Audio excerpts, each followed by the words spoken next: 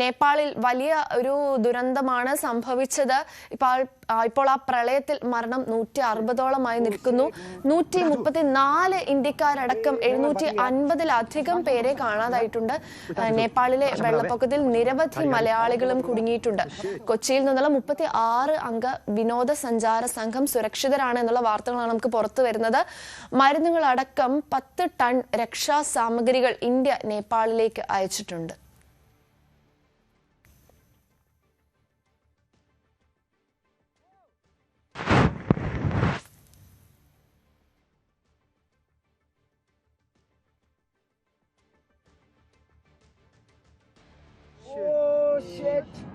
Ôi nè, कोई मियाँ? वो उस गाड़ी साहब से मुझे है उस गाड़ी यार जी उस गाड़ी थाले मोड़ यार जी उस गाड़ी वे बेटा यार था उतर गाड़ी साहब से रनिंग से मुख्य तंत्र शेट हेरदा एवढा गाडी पण लागेको अवस्था हाँ ഇപ്പോൾ എല്ലാവരും സേഫാണ്, പ്രോബ്ലം ഒന്നുമില്ല. നേരത്തെ ഞങ്ങളുടെ മറ്റേ പ്രോബ്ലം ഒന്നും ഉണ്ടായിരുന്നില്ല. പക്ഷെ നമ്മളെല്ലാവരും പാനിക്കായി എന്ന് പറഞ്ഞാൽ എന്താണ് നെക്സ്റ്റ് ലെവൽ എന്നുള്ള ഒരു അറിവില്ലായിരുന്നു. എങ്ങോട്ട് പോകാൻ പറ്റും, റിട്ടേൺ പോകാനും സൗകര്യമില്ല എന്ന് പറഞ്ഞു. മുന്നോട്ട് പോകാനും പറ്റാത്ത അവസ്ഥ, ഡൈവേർഷൻ റോഡുകളില്ല എന്ന് പറഞ്ഞു. അങ്ങനെ ഒരു കുറേ സമയം 2:30 വരെ ഞങ്ങൾ കുടുങ്ങിപ്പോയി. ഇപ്പോഴെല്ലാവരും ഒന്ന് റിലാക്സ് ആയി. ഒരു റൂട്ട് ഡൈവേർഷൻ തന്നിട്ടുണ്ട്. ഏകദേശം ഒരു 60 കിലോമീറ്ററുടെ വനത്തിലൂടെ മലയാളം കയറി പോകണമെന്നാണ് പറഞ്ഞത്. അപ്പോൾ ഞങ്ങൾ അവിടെ നിന്ന് പുറപ്പെട്ട ഒരു ചെറിയ ടൗൺ കിട്ടി. അവിടെ നിന്ന് എല്ലാവരും ഫുഡെല്ലാം കഴിച്ച് ഫ്രഷായി. ഇപ്പോൾ എല്ലാവരും ഓക്കെയാണ്. No problem. Ôi shit oh shit man Ôi ta chú 왜 병원에서 봤던 거야 Asa gaड़ी ना उल्टा कसन Asa है Ôi ta chú Asa mana we siapa Gaड़ी gaड़ी siapa yang turun dah Oh shit ulung dalung kau siapa utar gaड़ी siapa Asa ba Ôi tim siapa lo Pengen am we വാർത്തയുടെ കൂടുതൽ വിവരങ്ങളുമായി ഇപ്പോൾ നമ്മുടെ news ഡെസ്കിൽ നിന്നും വി വിനോദാണ് നമ്മളോടൊപ്പം ചേരുന്നത്. Vinod, good morning. വലിയൊരു ദുരന്തമാണ് തിരുവോണനാളിൽ നേപ്പാളിൽ സംഭവിച്ചത്. നമ്മളിപ്പോൾ ഈ വിഷ്വൽസിലൊക്കെ കണ്ടതുപോലെ നമുക്ക് ശരിക്കും പേടി തോന്നുന്ന രീതിക്കുള്ള ഒരു സംഭവമാണ് അവിടെ ഉണ്ടായിരിക്കുന്നത്. ഒരുപാട് ആളുകൾ മരിച്ചിട്ടുണ്ട്, മലയാളികൾ ഉൾപ്പെടെ അവിടെ ഉണ്ട്. 36 അംഗ സംഘം അവിടെ എത്തിയതായി, എന്നാൽ സുരക്ഷിതരാണെന്ന് തന്നെയാണ് നമുക്ക് അറിയാൻ സാധിക്കുന്നത്. പല രാജ്യങ്ങളും സഹായം നീട്ടിയിട്ടുണ്ട്. എന്തൊക്കെയാണ് ഇപ്പോൾ ഇതുമായി സംബന്ധിച്ചുള്ള കൂടുതൽ വിവരങ്ങൾ വിനോദ്? രക്ഷാപ്രവർത്തനമൊക്കെ എവിടെ എത്തി നിൽക്കുന്നു?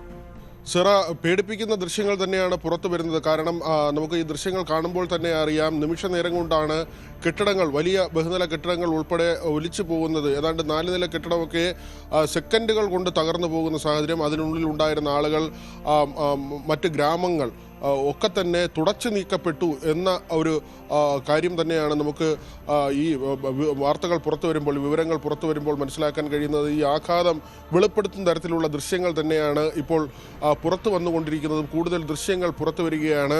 പലയിടങ്ങളിലായി ജനവാസ കേന്ദ്രം ഒറ്റയടിക്ക് ഒലിച്ചു പോകുന്ന തരത്തിലുള്ള ഏറ്റവും ഭീതിതമായ ഒരു സാഹചര്യം തന്നെയാണ് ഉണ്ടായിരിക്കുന്നത്. ചൈന ടിബറ്റ് അതിർത്തിയായ ഗൈറോങ് മുതൽ നേപ്പാളിലെ റസുവ, ധാഡിങ്, നുവാക്കോട്ട് തുടങ്ങി വിവിധ മേഖലകളിൽ ഇങ്ങനെ ജനവാസ കേന്ദ്രങ്ങൾ, ഗ്രാമങ്ങൾ, കൃഷിയിടങ്ങൾ ഒക്കെ തന്നെ ഒരു നിമിഷം കൊണ്ട് തുടച്ചു മാറ്റപ്പെട്ടു എന്ന വിവരം. 170 മരണമാണ് ഏറ്റവും ഒടുവിലായി റിപ്പോർട്ട് ചെയ്യപ്പെട്ടിരിക്കുന്നത്. 800 പേരെ കാണാനില്ല എന്ന ഔദ്യോഗിക വിവരങ്ങൾ കൂടി വരുന്നുണ്ട്. പക്ഷേ ഈ 800 എന്ന സംഖ്യയിൽ ഒരുപക്ഷെ ഇത് നിൽക്കുമോ എന്നതിൽ ചില സംശയങ്ങളുണ്ട്. കാരണം ഏതെല്ലാം മേഖലകൾ, കാരണം നാടുകൾ ഉൾപ്പെടെ ഈ ഒലിച്ചുപോയി എന്നതാണ്. അതിർത്തി മേഖലയാണ് നേപ്പാൾ യുമായി ബന്ധപ്പെട്ടുള്ള അതിർത്തി മേഖലയാണ്. സാപ്പു ബസി, തിമൂരെ നഗരങ്ങൾ, ഇവിടെയുള്ള മാർക്കറ്റുകൾ ഒലിച്ചുപോയി. അതായത് പകൽ സമയമാണ്. അവിടെ പ്രാദേശിക സമയം 8 മണിയോടുകൂടിയാണ് ഇങ്ങനൊരു അപകടമുണ്ടാകുന്നത്. രാവിലെ തന്നെ ആളുകൾ സജീവമാകുന്ന ഒരു സമയമാണ്, വാഹനങ്ങൾ സഞ്ചരിച്ച സമയമാണ്, മാർക്കറ്റുകൾ ഉണർന്നു വന്ന ഒരു സമയമാണ്. അവിടെ നിരവധി ആളുകൾ ഉണ്ടായിരുന്നു. 12 ജലവൈദ്യുത പദ്ധതികൾ ഇതോടൊപ്പം തന്നെ തകർന്നിട്ടുണ്ട്. അതോടൊപ്പം തന്നെയാണ് 19 പാലങ്ങൾ. നമുക്ക് അറിയാം, ഈ ദൃശ്യങ്ങൾ, പല ദൃശ്യങ്ങളിലും ഈ പാലങ്ങൾ തകർന്നു പോകുന്ന കാഴ്ചകൾ ഉണ്ടായിരുന്നു. വാഹനങ്ങളോടൊപ്പം തന്നെ അത്തരം പാലങ്ങളും കെട്ടിടങ്ങളും ഒക്കെ തന്നെ തകർന്നു വീഴുന്ന കാഴ്ചകൾ. 40 കിലോമീറ്റർ റോഡിൽ ഗതാഗതം പൂർണ്ണമായി സ്തംഭിക്കുന്ന സാഹചര്യമുണ്ട്. കുടുങ്ങിയവരെ പുറത്തെത്തിക്കാനുള്ള നടപടികൾ പുരോഗമിക്കുന്നുണ്ട്. കോസി നദിയിലാണ് ഇത്തരമൊരു അപകടമുണ്ടായത്. അതായത് ഹിമപാതം തന്നെയാണ് ഹിമപാതം ഒരു താൽക്കാലികമായ തടയണ സൃഷ്ടിച്ചു. ഈ തടയണ പെട്ടെന്ന് പൊട്ടുകയായിരുന്നു. അതായത് അത് പ്രത്യേക ഒരു പ്രതിഭാസമായി രൂപപ്പെട്ടതാണ്. അങ്ങനെ ഒരു വെള്ളക്കെട്ട് പോലെ രൂപപ്പെടുകയും അത് വളരെ പെട്ടെന്ന് പൊട്ടി ഒലിക്കുകയുമായിരുന്നു. ഇതിൻ്റെ ഒരു ആഘാതം തന്നെയാണ്, വേഗം തന്നെയാണ് ഇങ്ങനെ വലിയ അപകടം സൃഷ്ടിച്ചത്. നമുക്ക് അറിയാം, നമ്മളെ സംബന്ധിച്ച് ഈ മുണ്ടക്കൈ ചൂരൽമല ദുരന്തമൊക്കെ ഉണ്ടായത് നമ്മൾ അതിൻ്റെ കാഴ്ചകൾ കണ്ടവരാണ്.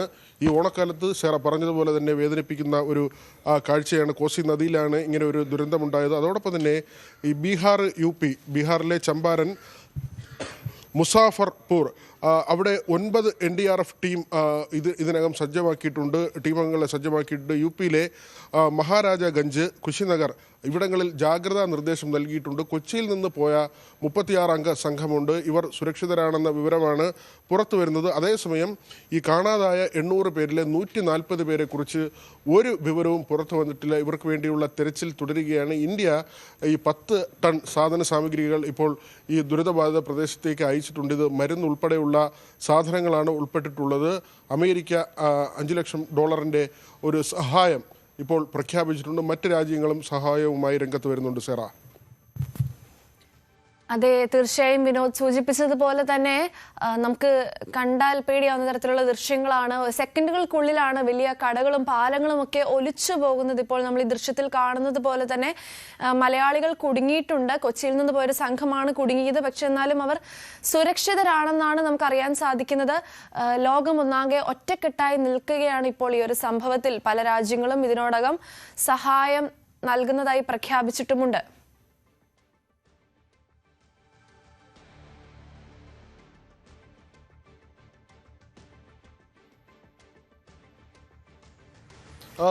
തീർച്ചയായും ആ തരത്തിൽ തന്നെയാണ്. കാരണം ഇതിൻ്റെ ഒരു തോത് ഇപ്പോഴും നമുക്ക് കണക്കാക്കാൻ കഴിഞ്ഞിട്ടില്ല. എത്ര പേർ മരണപ്പെട്ടു അല്ലെങ്കിൽ എത്ര പേരെ കാണാതായി എന്നതിൻ്റെ പരിപൂർണമായൊരു ചിത്രം ഇതുവരെ വന്നിട്ടില്ല എന്നത് തന്നെയാണ് ഇവിടെ ഏറ്റവും വേദനിപ്പിക്കുന്ന ഒരു കാര്യം. അല്ലെങ്കിൽ അതിൻ്റെ കണക്ക് കൃത്യമായി ലഭ്യമായിട്ടില്ല. കാരണം ഈ ഉൾനാടുകളുണ്ട്, ഉൾനാടൻ പ്രദേശങ്ങളുണ്ട്, അവിടുത്തെ ഗ്രാമങ്ങൾ ഉൾപ്പെടെയാണ് ഒലിച്ചു പോയത്. ഈ ഗ്രാമങ്ങളിൽ എത്ര പേരുണ്ടായിരുന്നു, അവരിൽ എത്ര പേർ ഈ അപകടത്തിൽപ്പെട്ടു. അതോടൊപ്പം ഈ പറഞ്ഞതുപോലെ തന്നെ സജീവമായി വരുന്നൊരു സമയമാണ്. ടൗണുകളെല്ലാം തന്നെ ഈ സജീവമായി വരുന്നൊരു സമയമാണ്. ഈ സമയത്താണ് ഇങ്ങനെ ഒരു വലിയ പ്രളയമുണ്ടാകുന്നത്. ഒരു മിന്നൽ ഹിമപാതം ഉണ്ടാവുകയും അത് വലിയ കുത്തൊഴുക്കായി മാറുകയും ചെയ്യുന്നൊരു സാഹചര്യം. അവിടെയാണ് ഈ മാർക്കറ്റുകളും മറ്റ് ഹോട്ടലുകളും ഒക്കെ തന്നെ ഈ ആളുകൾ സജീവമായ സമയം, വാഹനങ്ങൾ സഞ്ചരിച്ച സമയം. ഈ ഒരു സമയത്താണ് ഇങ്ങനെ ഒരു അപകടം ഉണ്ടായത് എന്നത് തന്നെയാണ് ഏറ്റവും പ്രധാനപ്പെട്ട കാര്യം. നേരത്തെ നമ്മൾ സൂചിപ്പിച്ച പ്രദേശങ്ങൾ, ഈ സാപ്പു ബസി, തുമൂരെ ഗ്രാമങ്ങൾ, അത് ഈ ടിബറ്റ് ചൈന അതിർത്തി മേഖലയിൽ പിന്നിട്ട് വരുമ്പോഴാണ് തിമൂറെ ഗ്രാമങ്ങൾ. ഇവിടങ്ങളിലാണ് ഈ മാർക്കറ്റുകൾ ഉൾപ്പെടെ ഒലിച്ചു പോയത്. അതായത് നമ്മൾ ഈ ദൃശ്യങ്ങളിൽ കാണുന്നത് ചില ഭാഗങ്ങളിലുള്ള CCTV ദൃശ്യങ്ങളോ അല്ലെങ്കിൽ ചില ആളുകൾ മൊബൈൽ ഫോണിൽ പകർത്തിയതോ ആയ ദൃശ്യങ്ങളാണ് നമ്മൾ കാണുന്നത്. പക്ഷേ ഈ പുറത്തു വരാത്ത ദൃശ്യങ്ങളുണ്ട്. പല ഉൾനാട്ടിലും ഇങ്ങനെ ഗ്രാമങ്ങൾ ഒലിച്ചു പോകുന്നതടക്കമുള്ള ഏറ്റവും പേടിപ്പിക്കുന്ന കാര്യമാണ്. അവിടെ എത്ര പേർ ഒലിച്ചുപോയി എന്നതിൻ്റെ യഥാർത്ഥ ചിത്രം പോലും പുറത്തു വന്നിട്ടില്ല. 12 ജലവൈദ്യുത പദ്ധതികൾ, 19 പാലങ്ങൾ, ഏതാണ്ട് 40 കിലോമീറ്റർ വരെ റോഡ് ഗതാഗതം പൂർണ്ണമായി സ്തംഭിക്കുന്ന സാഹചര്യമുണ്ട്. അതായത് ഈ വെള്ളം കയറിയത് കൊണ്ട് തന്നെയാണ്. അപ്പോൾ നമുക്ക് ചിന്തിക്കാം, 40 കിലോമീറ്റർ ദൂരത്തിൽ ഒരു ആഘാതം ഉണ്ടാകുക എന്നത്, ആ വഴികളിലൂടെയൊക്കെ തന്നെ ഈ കുത്തൊഴുക്ക് ഉണ്ടായി എന്നത് വളരെ പേടിപ്പിക്കുന്ന ഒരു കാര്യം തന്നെയാണ്. ബീഹാറിലും UP-യിലും നദികൾ കരകവിയാനുള്ള സാധ്യത മുന്നിൽ കണ്ടുകൊണ്ട് തന്നെയാണ് ഇപ്പോൾ ജാഗ്രതാ നിർദ്ദേശം നൽകിയിട്ടുള്ളത്. അപ്പോൾ നമുക്ക് ഊഹിക്കാം എത്രമാത്രം ഒഴുക്ക് ഈ അപകടത്തിൽ സംഭവിച്ചു അല്ലെങ്കിൽ അപകടത്തിൽ ഉണ്ടായി എന്നതിൻ്റെ ചിത്രം. 800 പേരെയാണ് ഇതുവരെ കാണാതായുള്ള ഔദ്യോഗികമായ വിവരം. 170 മരണം ഇതിനകം റിപ്പോർട്ട് ചെയ്യപ്പെട്ടു. അതോടൊപ്പം തന്നെയാണ് നമ്മൾ ഈ പറയുന്നത് പോലെ കോസി നദി, അവിടെയാണ് വളരെ പെട്ടെന്ന് ഇങ്ങനെ വെള്ളപ്പൊക്കം ഉണ്ടാകുന്നത്. അത് ഒരിക്കലും പ്രതീക്ഷിക്കുന്ന ഒരു കാഴ്ചയല്ല. കാരണം നമുക്കറിയാം, ജനങ്ങളൊക്കെ ഇങ്ങനെ നടന്നു പോകുന്ന സമയത്താണ് ബഹുനില മന്ദിരങ്ങൾ ഉൾപ്പെടെ ഒരു നിമിഷം കൊണ്ട് ഒഴുകിപ്പോകുന്ന തരത്തിലുള്ള കാഴ്ചകൾ. പലരും ബന്ധുക്കളൊക്കെ തന്നെ ഒഴുകിപ്പോകുന്നത് കണ്ടു നിന്ന ആളുകളുണ്ട്. ഇവരുടെയൊക്കെ പ്രതികരണങ്ങൾ വരുന്നുണ്ട്. ഇതെല്ലാം തന്നെ വേദനിപ്പിക്കുന്ന ഒരു കാര്യമാണ്. ആ തരത്തിലുള്ള വലിയ ദുരന്തം ഉണ്ടായിട്ടുണ്ട്. പലയിടങ്ങളിലും കുടുങ്ങിക്കിടക്കുന്നവരുണ്ട്. ഇവർക്ക് പുറം ലോകവുമായി ബന്ധപ്പെടാനുള്ള സാഹചര്യമില്ല എന്നതുകൂടി ആശങ്കപ്പെടുത്തുന്നുണ്ട്. വനത്തിനുള്ളിലൂടെയൊക്കെ തന്നെ ഇവർ സഞ്ചരിച്ച് മറ്റ് ജനവാസ കേന്ദ്രങ്ങളിൽ എത്തേണ്ട ഒരു സാഹചര്യമാണ്. അങ്ങനെയുള്ള പ്രതികരണങ്ങൾ വന്നിട്ടുണ്ട്. ഈ വൈദ്യുതി ബന്ധം പലയിടങ്ങളിലും പൂർണ്ണമായി തകർന്നിട്ടുണ്ട്. വാർത്താവിനിമയ സംവിധാനങ്ങളെല്ലാം തന്നെ തകർന്ന നിലയാണ്. അതുകൊണ്ട് തന്നെ ആളുകൾക്ക് പലർക്കും പുറം ലോകവുമായി ബന്ധപ്പെടാൻ കഴിയാത്ത ഒരു സാഹചര്യമുണ്ട്. ഇങ്ങനെ കുടുങ്ങിക്കിടക്കുന്ന ആളുകളുണ്ട്. ഹെലികോപ്റ്ററിൻ്റെ ഉൾപ്പെടെ സഹായത്തോടെ ഇവിടങ്ങളിൽ തിരച്ചിൽ നടക്കുന്നുണ്ട്. അങ്ങനെ വളരെ ഇങ്ങനെ ഒരു പ്രധാനപ്പെട്ട അപകടം അവിടെ ചൈനയുടെ ഇടപെടൽ ഇപ്പോൾ രക്ഷാപ്രവർത്തനം ചൈനയുടെ ഭാഗത്തു നിന്നുണ്ട്. നേപ്പാളിൻ്റെ രക്ഷാപ്രവർത്തനമുണ്ട്. ഇന്ത്യ സജീവമായി തന്നെ ഈ രക്ഷാപ്രവർത്തന രംഗത്ത് നിലയുറപ്പിച്ചിട്ടുണ്ട്. ഈ പറഞ്ഞതുപോലെ ബീഹാറിലെ ചമ്പാരൻ, മുസാഫർപൂർ തുടങ്ങിയ മേഖലകളിൽ ഇതിനകം തന്നെ NDRFൻ്റെ 9 ടീമുകളെ NDRFൻ്റെ 9 ടീമുകളെ സർവ്വസജ്ജമാക്കി നിർത്തിയിട്ടുണ്ട്. ഏത് സാഹചര്യവും നേരിടാൻ തയ്യാറായി തന്നെയാണ് നമ്മൾ ഈ സാഹചര്യത്തെ കാണുന്നത്. UPയിൽ മഹാരാജാഗഞ്ച്, കുശിനഗർ ഈ പ്രദേശങ്ങളിൽ വലിയ ജാഗ്രത നൽകിയിട്ടുണ്ട്. ഈ ഒഴുക്കിൻ്റെ ഒരു തുടർച്ച എന്നോണം ഇനിയും ദുരന്തമുണ്ടാകാൻ സാധ്യതയുള്ള പ്രദേശങ്ങളിൽ അവിടങ്ങളിലൊക്കെ തന്നെ ജാഗ്രതയുടെ ഭാഗമായി ആളുകളെ മാറ്റി പാർപ്പിച്ചിരിക്കുകയാണ്. ഇപ്പോഴും തിരച്ചിൽ തുടരുന്നു. നമുക്ക് ഈ ഓണക്കാലത്ത് മലയാളികളെ സംബന്ധിച്ച് വലിയ ആഘോഷവുമായി പോകുന്ന ഒരു സമയമാണ്. അപ്പോഴാണ് ഇങ്ങനെ ഒരു ദുരന്തം ഉണ്ടാകുന്നത്. രാജ്യത്തെ ഞെട്ടിച്ച, ലോകത്തെ ഞെട്ടിച്ച തരത്തിലുള്ള, അല്ലെങ്കിൽ അങ്ങനെ നമ്മളെയൊക്കെ തന്നെ മനസ്സിനെ വല്ലാതെ വേദനിപ്പിക്കുന്ന തരത്തിലുള്ള ഒരു അപകടം സംഭവിച്ചിരിക്കുന്നത്. ഇവിടെ മലയാളികൾ 36 അംഗ മലയാളികളുടെ സംഘം അവിടേക്ക് പോയിരുന്നു. അവർ സുരക്ഷിതരാണെന്ന ഒരു ആശ്വാസത്തിൻ്റെ വാർത്ത കൂടി പുറത്തു വരുന്നുണ്ട്. ശരി വിനോദ്, നമുക്ക് തുടരാം.